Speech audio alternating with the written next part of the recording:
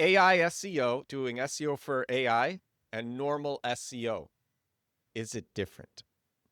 That's what you want me to answer? Yeah, that's Sure. what I want you to. That's the opening Okay. question. Okay. Do you want to ask it again so there's continuity? Not. No, I think we're gonna start with Yes. that. That's the All hook. right, cool. Yeah, for sure. So the way that we're approaching AI SEO is actually much different than traditional search. But the reason for that is because we don't actually approach it from a non-branded keyword objective. We approach it from more of like a reputational perspective, right? And what we're essentially doing is implementing what we call the truth alignment framework, which involves understanding like the answers to skeptical or like deal breaker questions that your ICP is asking ChatGPT or other LLMs, and really measuring how well how the LLM answers in comparison to the way that you would want it to answer, right? So, for example, I was speaking with the company Bright Data. They scrape LLM results, and we're considering using them. And I asked the person from Bright Data, I said, how do you ensure that your results are not biased? Right. So, if you or I ask a question, it's probably going to, if you ask like project management software, it's going to give you ones that are like geared towards SEO people. Right. So I asked him, how do you ensure that your results are not biased? And he said, well, we use rotating proxies and we only use the free version of ChatGPT. So, what we would do, for example, if we're optimizing for LLMs, is we would ask that same question to LLMs and try to identify whether it mentions rotating proxies or that it uses the free version, because we know that these kinds of deal breaking questions are how people are using LLMs, right? People are conditioned to go to Google to search for like, best data scraping for whatever, and that's fine. That'll never change. And you'll never hear me say that SEO is not something that you should still be doing. But there's a different way that people are using LLMs, and that's really to get to the crux of what they actually want, right? So if I'm searching for a project management software, I'll use that example again. And I'll say, I need a project management software, works well with SEO agencies. My budget is $20 per head. I have a team of 30 people, and I really need it to do Gantt charts and time tracking, right? People are narrowing down their decisions on LLMs the way that they just never have before on Google.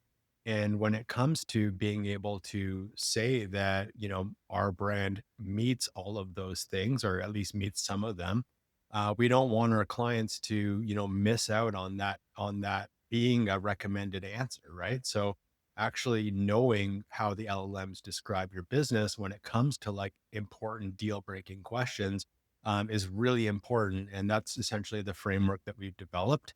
And that's a service that we're offering.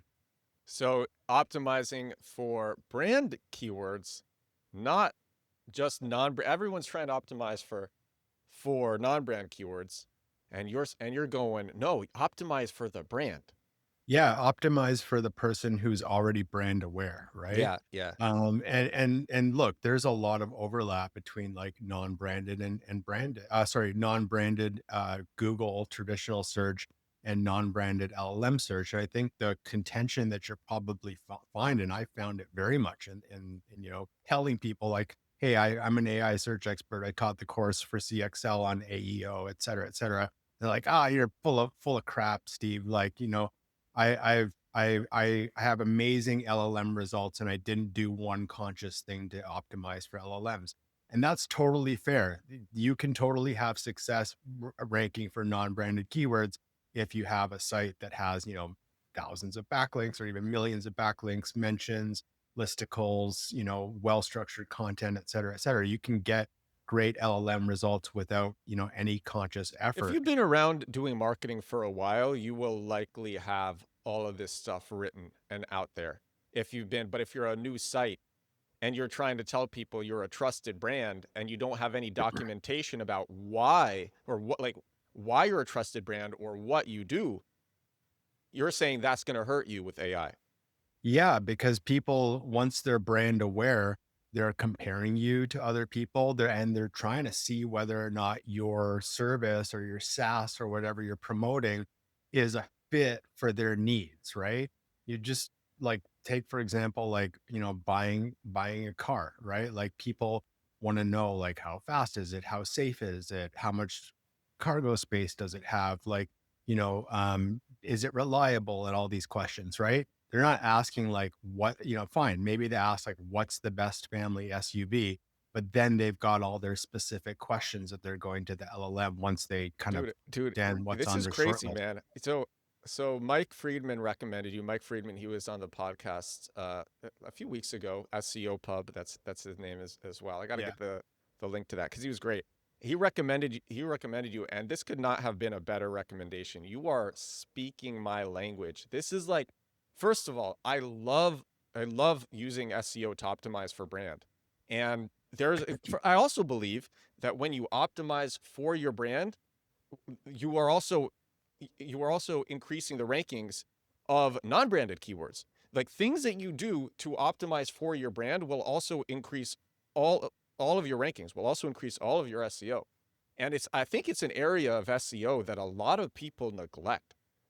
Yeah, people SEOs, they're focused on just SEO and not other parts of marketing, and it hurts everything. Well, there's a lot of people saying right now, okay, well, LLM accounts for 0.5 to 1% of traffic.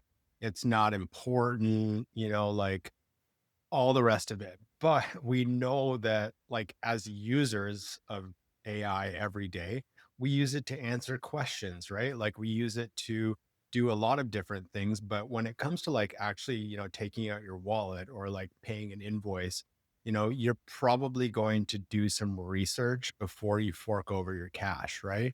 And to me, like the question, how did you hear about us? When I was SEO manager at FreshBooks, like that attribution trumped everything, no matter what the looker, like we use the proper looker. Whatever looker said, like if a person said they heard about you on a podcast or they heard about you or whatever from whatever channel, like that overrode everything.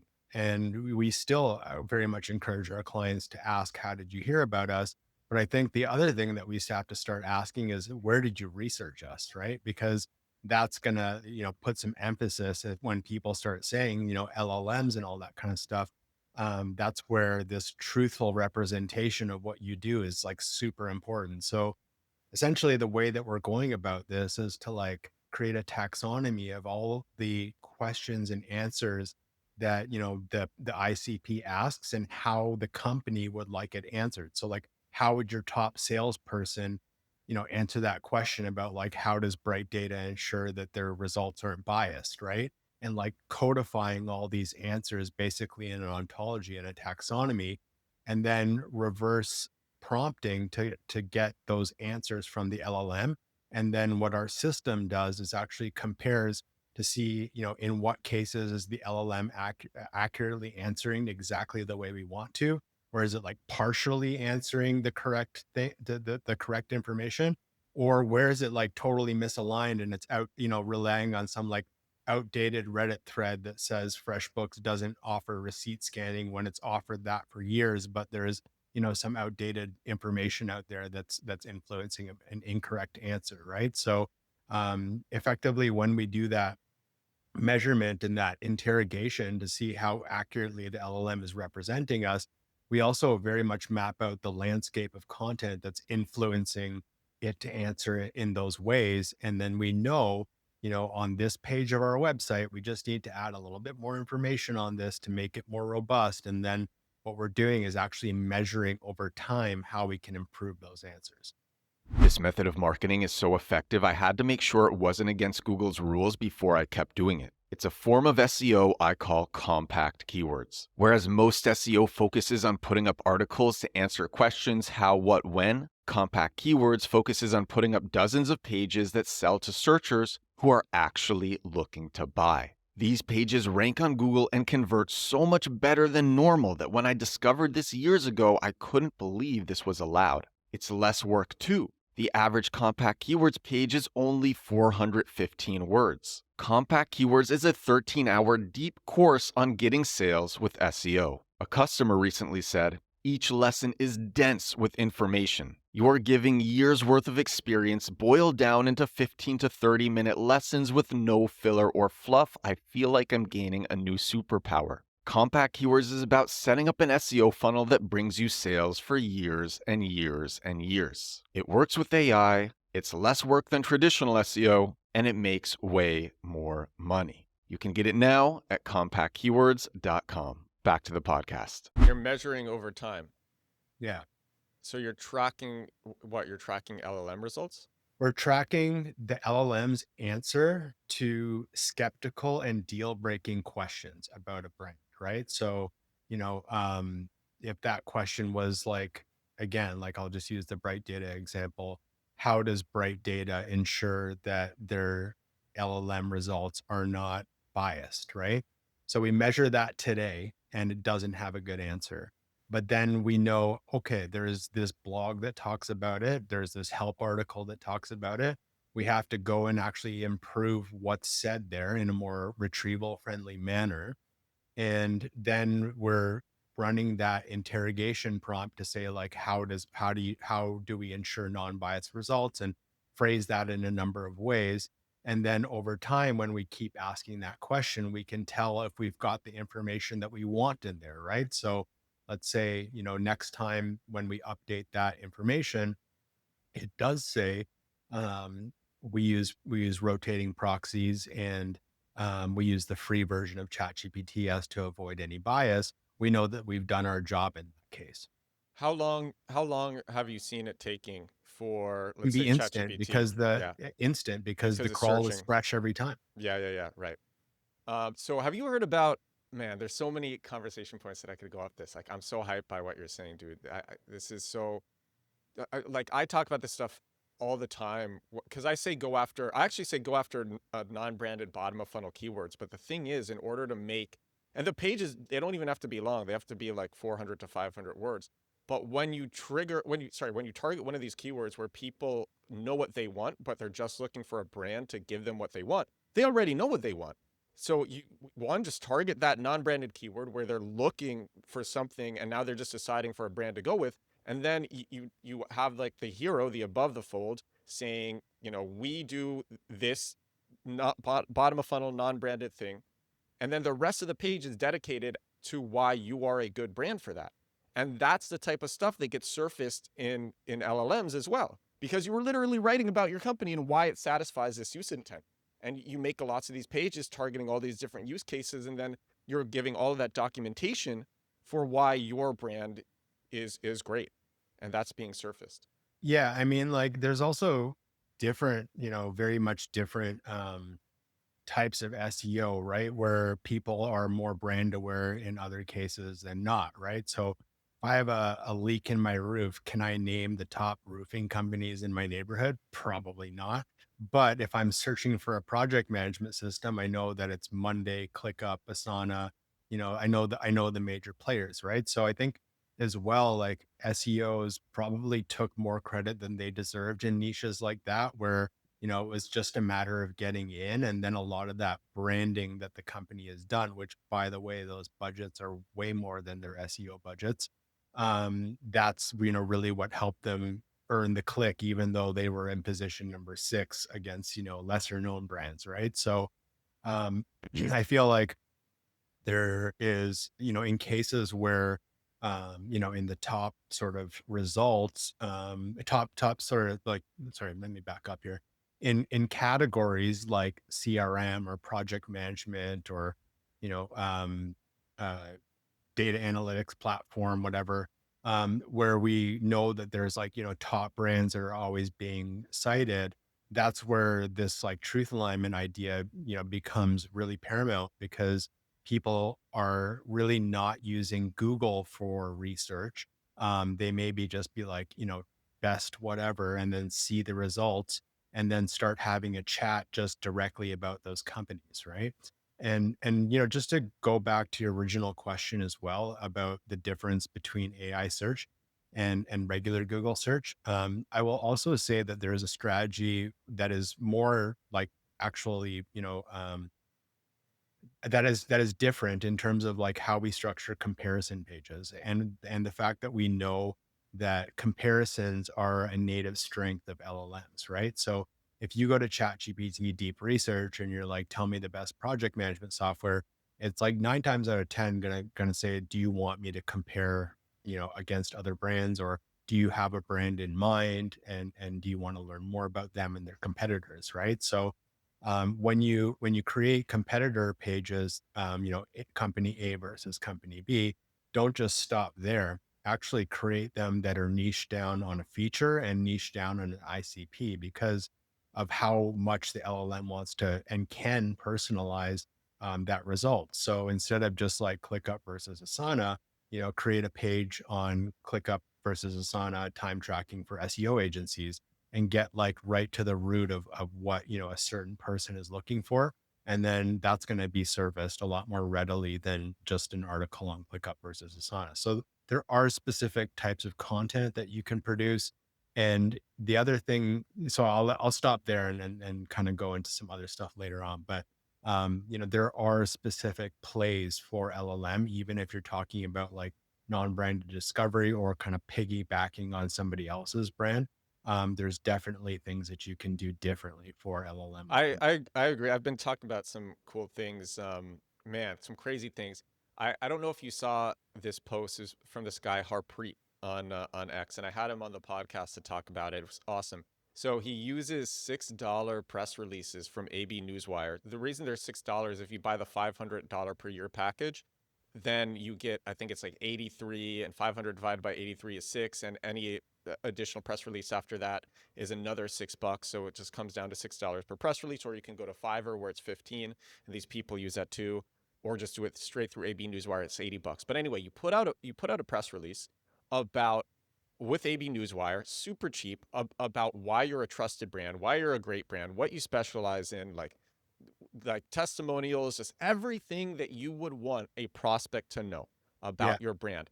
And it is getting quoted and synthesized and paraphrased by AI overviews, by ChatGPT, by Perplexity, by everyone, and it's really fast.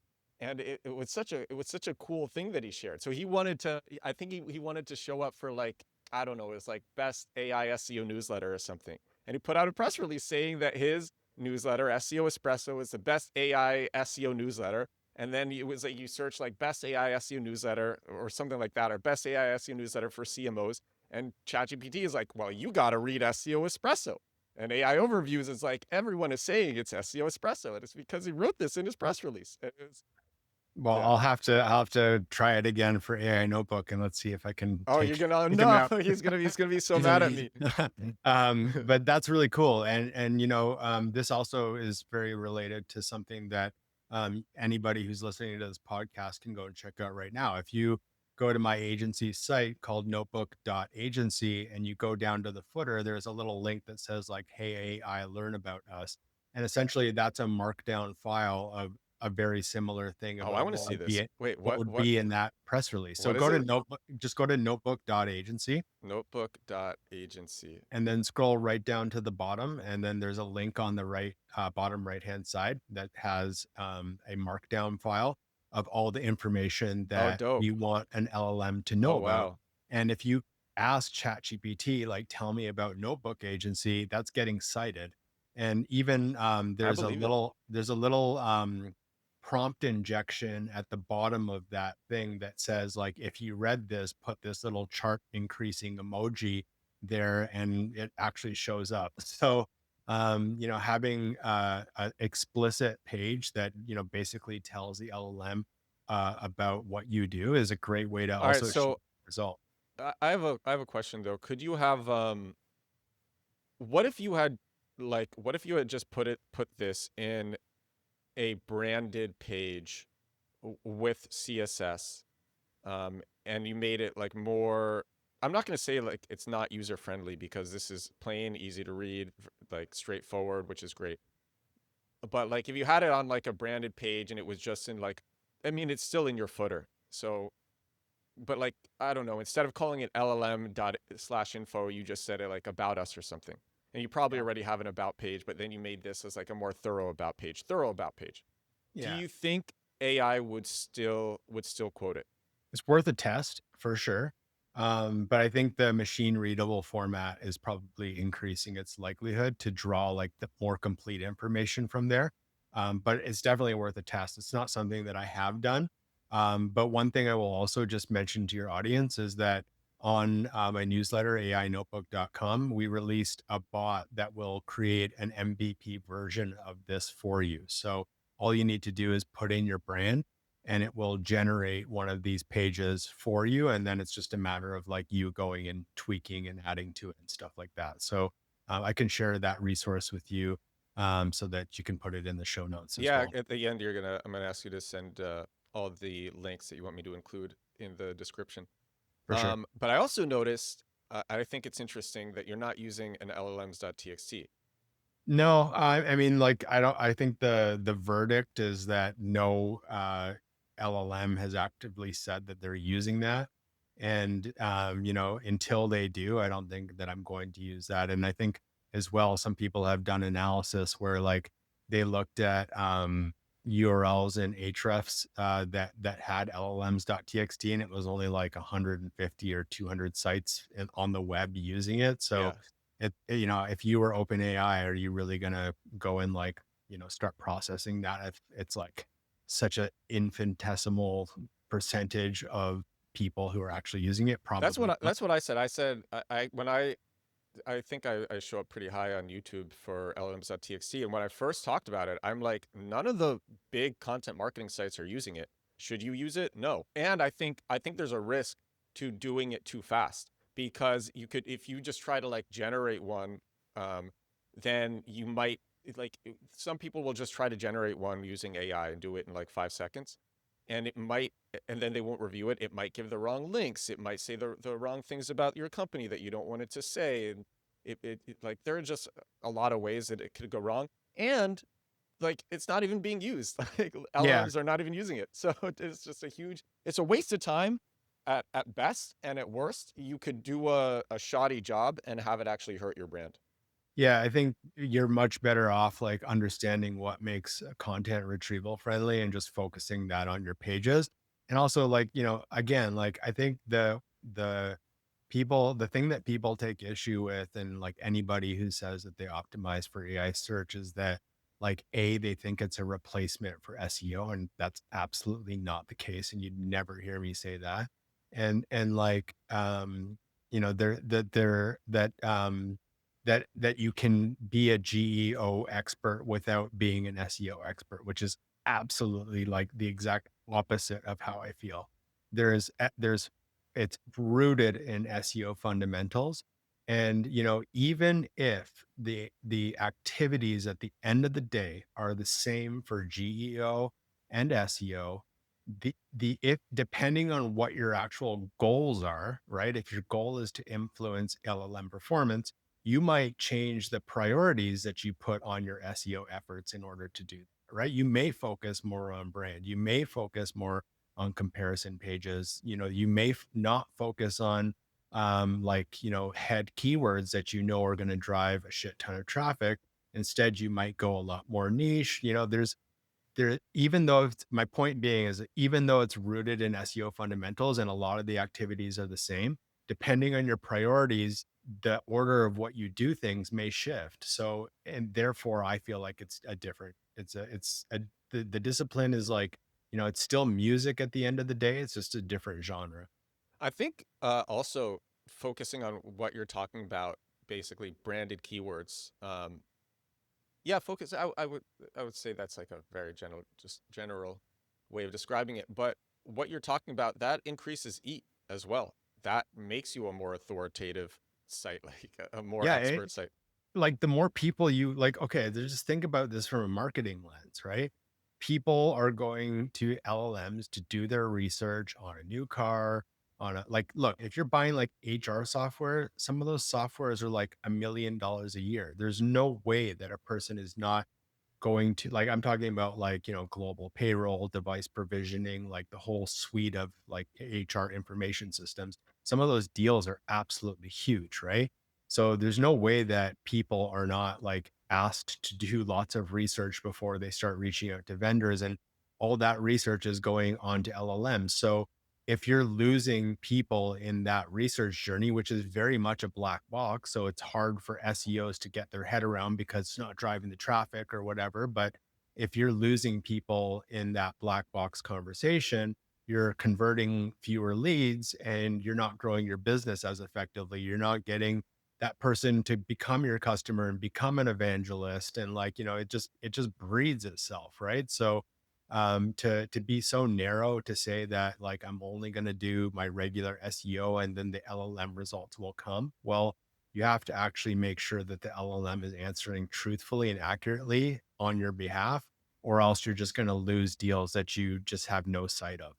Yeah, I couldn't agree more with that. I had on Rand Fishkin a couple of months ago on the podcast, and Rand Fishkin is like a lot of people who are starting in SEO and learning it from me, and I'm that guy. But like for me, Rand Fishkin's that guy. Rand Fishkin is Absolutely. like An oh OG. yeah, and over 10 years ago when I started learning SEO, like I was learning it from Whiteboard Friday. I was learning Same. it from the Moz blog post. And what I told him on the podcast is I said, what I love about what you talked about is you didn't say just do SEO. You said do great marketing. And you Yeah. talked about that constantly on Whiteboard Fridays and in blogs. And if you do great marketing, then you're going to be doing great SEO. And there's like a huge amount of crossover. And the thing that bugs me most as well, so I did SEO at Dentsu.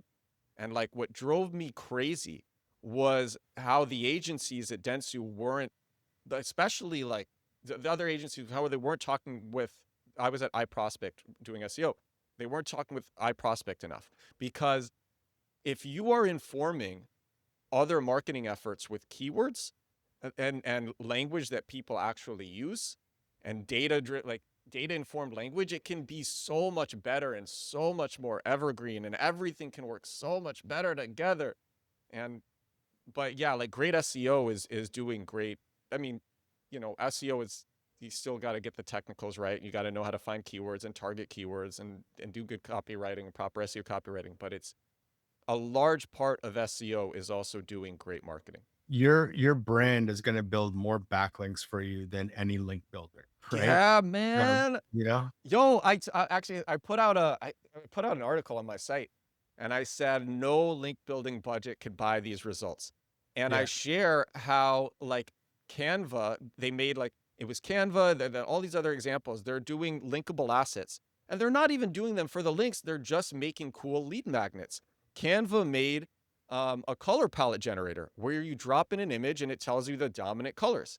And that thing has like either, I think it has tens of thousands or thousands of backlinks from like thousands of linking domains. Or like Calm. Oh my God. Calm, when it started, it was do nothing for 2minutes.com. And they launched, I think, on like Product Hunt, and it got like 30,000 plus backlinks. Wow. And but these are Marketing companies. initiatives. Yeah. Yeah. Yeah, they get crazy PR. backlinks. Yeah. Yeah. Yeah. Side note, do you know the story of the founder of Calm and how he raised, or like how he No, got I his want to hear money? it. I want to hear this. He's the person who started the $1 million homepage where he charged a dollar per pixel. So That's that was right. actually the founder of Calm. I actually told my 9-year-old daughter that story last night. So it's fresh in my mind. Can you But share it? yeah, it's called, I think it's still live. It's the $1,000,000homepage.com, where he literally charged $1 per pixel and people bought ads across his million pixels, and he made $1 million and then went on to found Calm. So you click on the pixel and then it shows You you. go to your link, it goes to a link to that website. So That's there's like funny. a lot of the sites are like defunct now, but there's, they're all on that Wait, I'm million gonna go dollar to it. I looked at it a long time ago. $1 million homepage. homepage. Let's see. So that, yeah, that is the founder of Calm. But to go back Oh to man. the point about like Oh, link, this. Oh no. So okay. So each one of these, it's like an actual visual ad. And yeah, but is there a million here? There's not a. There's a million here. says a million I think it pixels. was a million pixels. Yeah, like don't One quote dollar. me. I Like understand. Okay, so you could like you get like I don't know, you like bought 50 by 1,000 50 pixels, you pay pixels. Yeah. $1,000. Yeah, Yeah, yeah, yeah. Yeah, yeah. and then you use that. So the more you pay, the bigger your ad is on this. Oh man, Yeah. it's so smart. It's so Oh, this is funny. such a smart idea, like Yeah. ridiculously smart idea.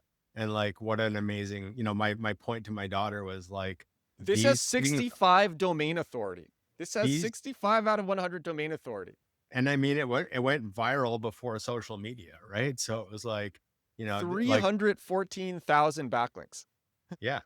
And I mean, like, probably a great investment for any of the sites that are still active and linked on there. There's most of them are, I think, defunct, but yeah, like, my point to my daughter was like, these things are possible in this world, right? You just have to think creatively. And I'm, trying to teach her from an early age to think outside the box. And, she uses ChatGPT. She was chatting with it in French the other day because that's what she's learning in school. And like, I'm just super proud of her and I love being a dad anyway. But part of your point about like marketing and like building backlinks and building authority, right? Is like Ted Kubitis. I don't know if he would be a great guest on your podcast for sure. Ted is the founder of Cora SEO tool, like Cora, and like one of the most craziest advanced tools that I've ever used.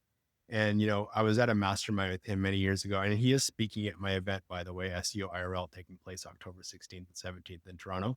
But Ed said that Dude, you gotta. I think Harpreet, who I was talking about earlier, is in Toronto. Oh man, I gotta connect you.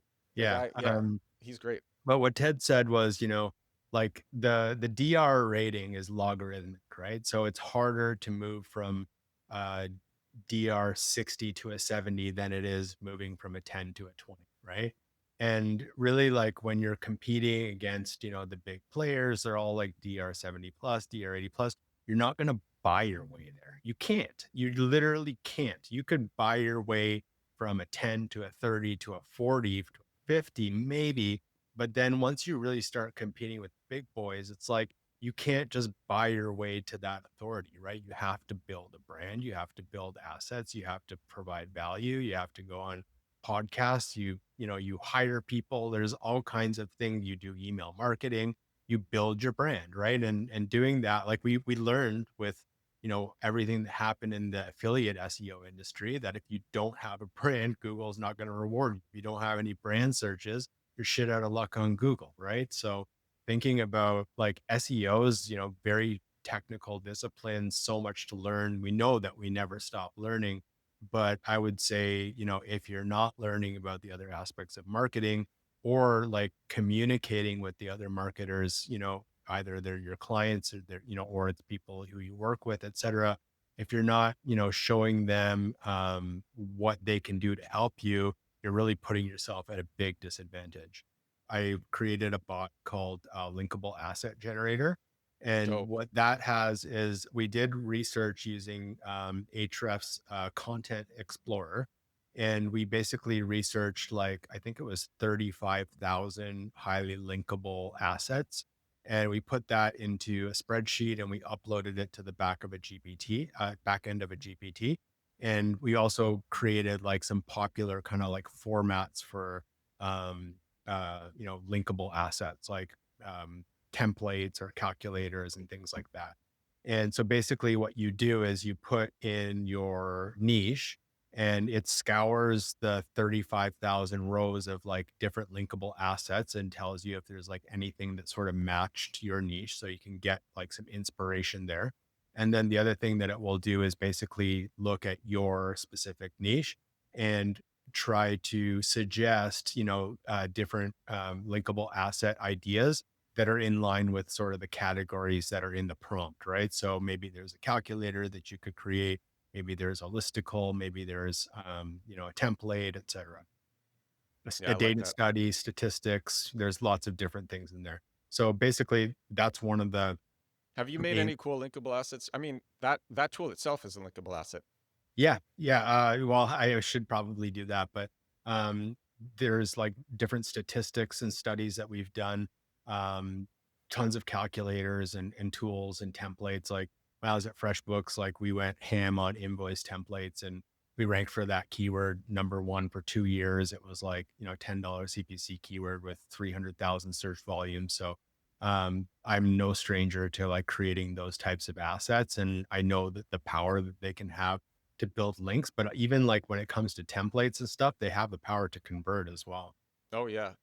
Oh yeah. It's crazy. Like so I don't want to say this exact linkable asset because it's like kind of dark and people might say it's insensitive. So it's like a crazy thing that we did, but we launched it on Product Hunt, and it wasn't even that related to our business, but we launched it on Product Hunt, and but it went really viral, and through that we got a lot of links, which was great. But then like we had enterprise interest just from, even though it wasn't that related to our business, we had like actual enterprise interest because people started, they loved the asset, they loved the web app, and then they started looking at the company that made the web app, which was linked like right under it.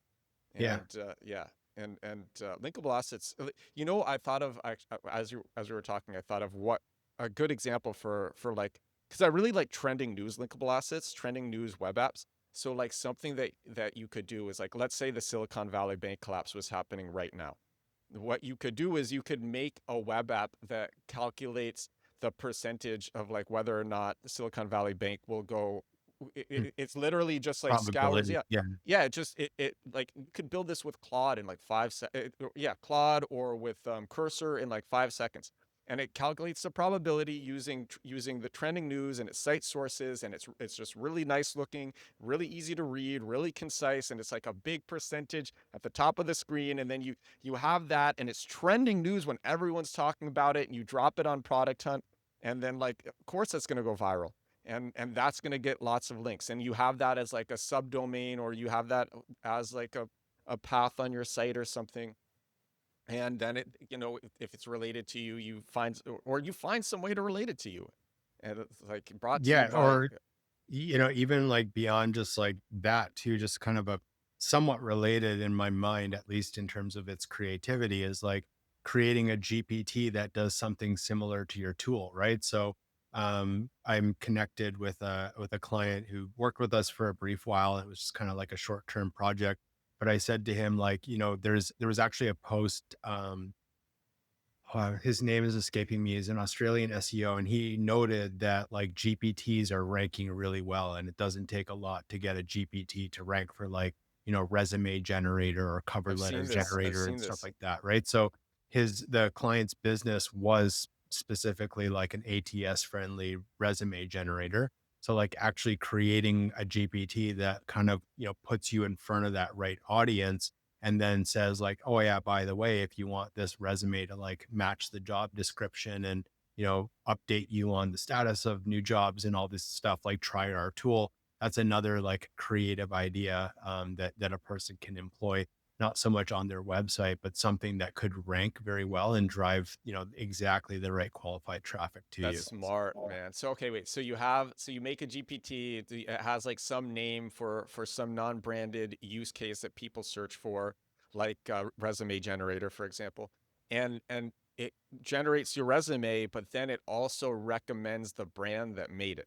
Yeah, and the cool thing is, one of the recent things that it's going to be hard for people to visualize, but in my GPTs, for example, if you go to snippetbrain.com, it redirects to one of my GPTs. That GPT has over 10,000 chats with it, and people use it to get featured snippets. Works really well. I mean, featured snippets being what they are right now, but with AI overviews. But nonetheless, I put at the bottom of that, like if you want to apply to be a notebook agency client, it outputs that with every result. And Wow. recently ChatGPT actually made the link much more visible. So it's like kind of bold, it has a big underline, and it has a little pop out arrow. So the links that you can inject at the end of your outputs actually look quite clickable, Man, that is and and cool. That and, is and cool, yeah, you Steve. should take That's advantage of cool, it. dude. Oh, that's smart. I love that, man. That's so smart. Oh my God. You're doing, I mean, like, I don't want to call it parasite SEO because that's considered black hat, but it is kind of like did you hear about people using Claude for parasite SEO, Claude artifacts? Yeah, somebody actually told me in my DMs on Messenger that he's got some kind of thing going on with ranking Claude pages, but Dude, it's crazy easy. You literally do what you do. So you you copy your entire homepage, your entire landing page, which naturally like talks about your company, has testimonials, like says all the things that you want. If you make a good homepage, it's gonna have all of those things. Copy it, put it into Claude, say like talk about all the ways why my brand is great, answer common questions that people are going to have about the brand. You give it as much documentation as you can. It's going to make, and say make it as an artifact. It's going to make it as an artifact, and then that is ranking. It's ranking well on Google for your brand. If you're a smaller brand with not like that much search volume, it's ranking well for your brand. It's being cited by AI overviews. It's being cited by Perplexity. However, I don't think ChatGPT is actually citing Claude artifacts because it's a Mm, competitor. right. But but yeah, it's working for complexity.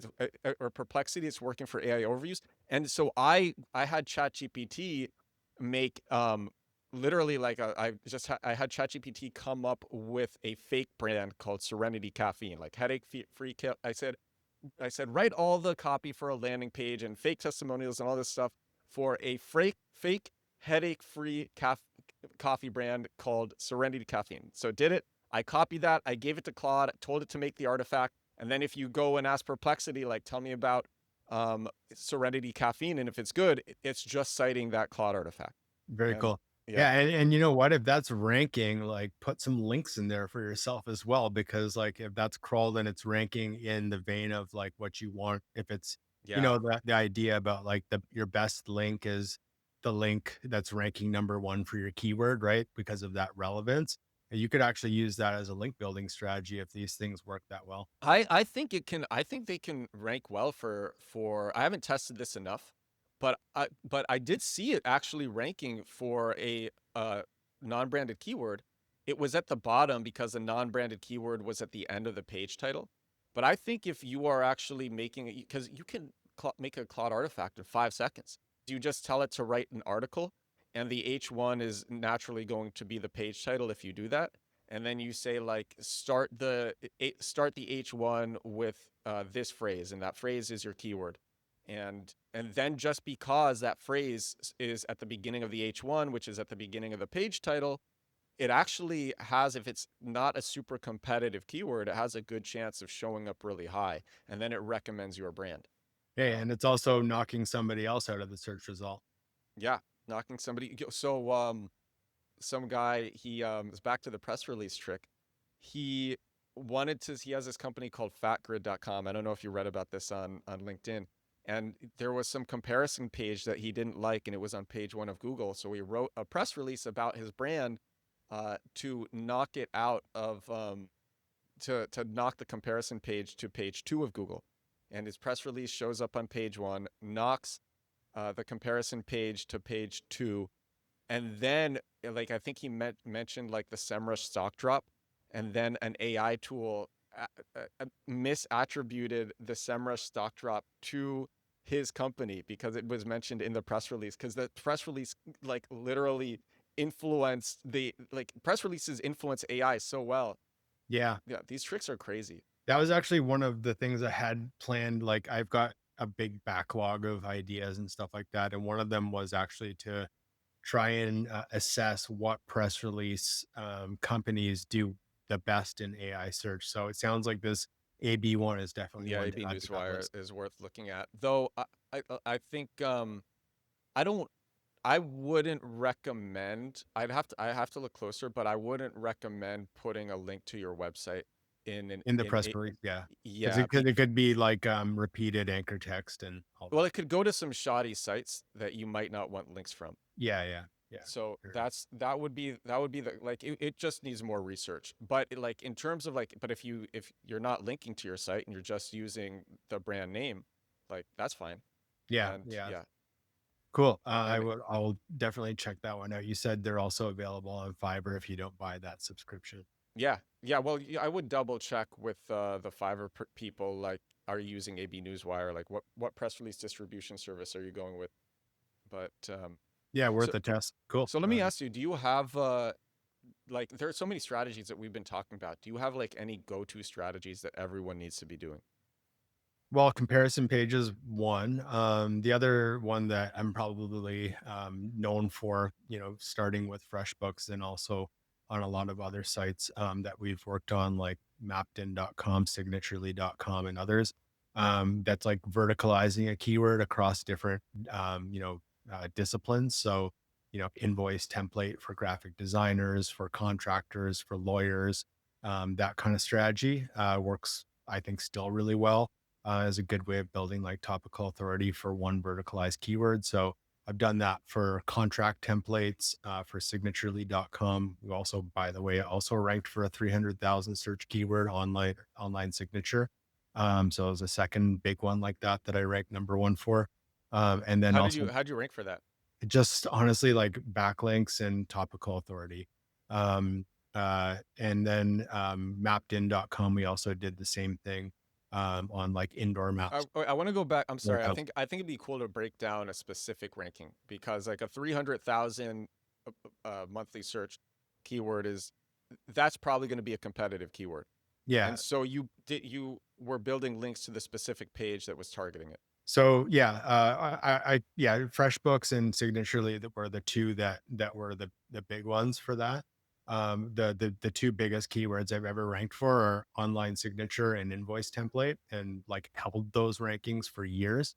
Um, we did build backlinks directly to the page. I know there's like a little bit of debate whether it should be supporting pages with internal links and all that kind of stuff. But I think at the end of the day, if you trust, the link building that you're doing, like you're going to get there faster and you're going to get there Are you a able to lot more. talk about the methods that you were doing, the link building methods that you were doing to build links to those pages? I mean, like, I probably shouldn't, but I'll just say that there are certain things in this world that will influence people to link to you. And it's kind of like, how it is just purchasing, you know, Yeah. um, but also like not that being your only strategy, right? Be having like actually a great page that's useful that offers like invoice templates to actually help people. If that's all they want to do, then that's all they want to do, right? They come back and like branded search FreshBooks invoice templates and all that kind of stuff If the too, right? page is So bad and people are bouncing and then they're going to another page. yeah, you're Yeah. gonna lose all the UX signals too, right? So it's like a comprehensive thing. You have to make sure that your page is like, that it delights users and all that kind of crap. But like it's so true. But yeah, we built links directly. We had an amazing internal linking strategy whereby like, contractor linked to roofer, linked to plumber and like stuff like that. So just, semantic nodes between each page. We really like, actually not many people know this, but actually no, I've talked about this before, but still probably many people don't know it. If you've been in SEO long enough, like dating back to like 2018, you probably know Kyle Roof's experiment with rhinoplasty plano, whereby he ranked a page in Latin, right? That page actually is what inspired me to do the on page for FreshBooks. And when I told FreshBooks that there's this page in Latin that's ranking for rhinoplasty plano, and I showed my CMO like that this was the page that we used to inspire our invoice template page, like you should have seen the look on their face, like they were loving it, right? So actually, Kyle, who I consider a friend, was also really highly influential in terms of like understanding that Google doesn't read. You just need to put in those like supporting, keywords into the right place. So when he did rhinoplasty plano, it was things like, nose surgery, procedure, cost, before and after, like things like that are, semantically close to the topic of rhinoplasty. Google's not reading your page, it's looking for similar pages in a vector space towards the query, right? So when you kind of approach things from that like mathematical point of view, you can understand how to optimize better, right? And like I think that's something that is hard to like train a writer on, but once you kind of get it and then you can validate it with tools like Cora or Surfer or Pop or Phrase, like they're all kind of doing the same thing at the end of the day. That you can create a page with all of those supporting topics and something that Google or any search engine can match essentially to the query, right? So That was one of the other big, I think, keys to the success is really learning that. And in 2018, when Kyle won or that contest, or like he won the contest like a week after it closed, where his Latin page ranked number one. That was also for me like very much a turning point in my SEO career when I started to go more deeply and like learn not just like the yeah, I love Moz and I love Rand and all that kind of stuff, but that learning in that way was also like kind of while I was at an agency and not getting the ability to like really test things as much on your clients. But when I worked at FreshBooks like for 2 years from 2018 to 2020, I stared at the same SERP every day and we ran tons of tests on those pages. And you just get to learn so much by doing something like that it's an experience that I'm like eternally grateful for. So anyway, kind of long roundabout way of saying like, proper on page, really understanding from a page level what needs to be associated, internally linking those things, providing a great user experience on those pages, and then building, I would say probably 70% of backlinks to the money pages and then 30% to the supporting pages. Let me ask you this: what in SEO like do you find like right now? Is there anything in SEO that you're just finding to be like crazy? I can't believe this works. I mean, yeah, but this stuff that I wouldn't do. Yeah, but that's okay. Those are the interesting things. Like, Um, I mean, I will do the like the press release thing. I think is cool, and I would recommend people to do it. Though I'm not sure you want to link to your site. Claude artifacts, those are really cool. I can't believe that that works. Like things like that. yeah, But well, Holly Starks, who was on the SEO video show talking about this, so I don't feel like it's public. It's on YouTube. You can go look it up on Andre's SEO video show. She has a strategy whereby they basically like look for sites that have internal search, and then search like a keyword or string of words with like entity rich kind of searches, and then that creates a URL that says did not find any results matching, your keyword or whatever. And they basically shoot those into an indexer. They all they care about is them just getting crawled. Some of them actually do get indexed. And then that for that keyword, it pops up in the AI overview. So like stuff like that, I'm like, I can't believe Google is that dumb. They work. Whether I would do that for like our enterprise client, probably not. But yeah, but I think at the end of the day, if you're looking for like a cheat code for SEO, that's also the wrong approach. It's very holistic at the end of the day. yeah, yeah. But the cheat codes are the most viral. They're That's the fun. I mean, go to snippetbrain.com if you have a page that that there's a featured snippet. Go to snippetbrain.com, try to get it to write your featured snippet. And I bet you have a very good chance, like 50% chance of that actually working. What my most popular video on YouTube is one where I showed the before and after of a SERP and I wrote the featured snippet using like the Google auto suggest in Google Docs. So like the way that it completes, when it like anticipates what your next word was. So I showed the keyword was types of graphs, which had like 44,000 search volume. And then I showed myself writing it inside the Google Docs as it was like types of graphs include. And then I was like, like it just kind of completed it for me. And then we replaced that on the site and got the featured snippet. So like oh man. Oh dude, that's funny. Steve, thank you for coming on the show. appreciate your time, Ed, and I really enjoyed this. Thanks for also sharing your wealth of knowledge.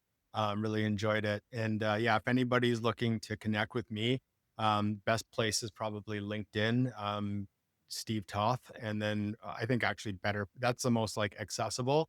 But if you want like weekly strategies delivered to your inbox, SEOnotebook.com, AInotebook.com, and those notes go out every week. And then if you're in Toronto or in the area, mid October 2025 on the 16th and the 17th, I'm hosting my conference SEO IRL. You can just Google that or go to SEOIRL.com. And we've got speakers like Alieta Solis, Kevin Indig, Ross Simmons, Ted Kubitis, Marie Haynes, myself, a bunch of amazing speakers. Like the lineup is just absolute fire. that we're going to sell out. I'm very confident of that. So if you are interested, I would try to get a ticket now, because given the pace that I asked ChatGPT that we needed to sell out, we're well over that. So I expect that some people are going to be disappointed if they can't get their tickets. That's amazing. Congratulations on all the success. Thanks so much. Stick around after I hit stop, as this will have to upload. Sure thing. This is episode 798 of The Edward Show, 798 days in a row doing this podcast. Thank you so much for watching. Thank you so much for listening. I will talk to you again tomorrow. Congrats now. on your success as well. Take care. Thank you. Bye.